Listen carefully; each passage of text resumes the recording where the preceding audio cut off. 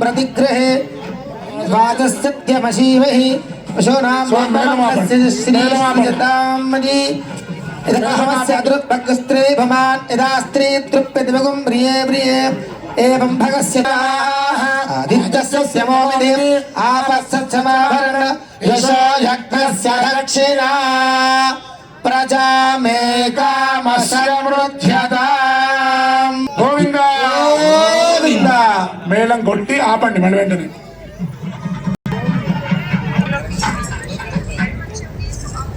అమ్మవారికి అయ్యవారికి మనసశ్చిత్తమాగోధిం వాచశ్చద్యవశేమహే పశూనాగం రూపమన్నస్య యశశ్రీశ్రజతామజి యదాహమస్య అతృద్భక్స్త్రియే భుమాన్ యదా ఏవం భగస్య ద్రవ్యాణి దక్షస్య కామ్య ప్రియః తదా మే జగ్నిర్వదతే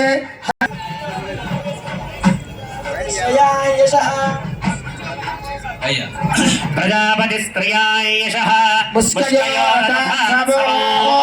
కామస్య తృప్తిమానందం తస్యాగ్నే భాజగేహమాస్య యశశ్రీశ్రయతామజి యథాహమస్య అతభక్స్త్రియై భుమానో యథా స్త్రీ తృప్యతి ముఖం శ్రీప్రియా ఏవం భగస్య తృప్యాని యజ్ఞస్య కామ్యః ప్రియః దదామి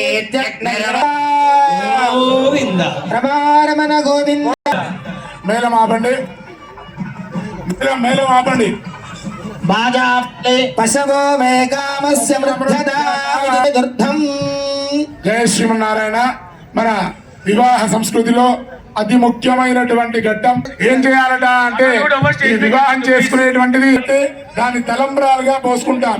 మొదటి దాంపత్యం పండి మంచి సంతానం కొత్త తరం రావాలని మొదటిసారి మంత్రం చెప్పి పోయించారు.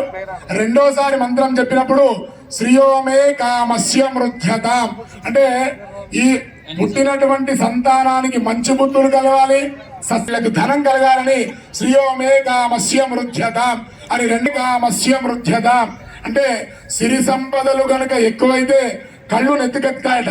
అలాగా వీరికి ధనం ఎక్కువైతే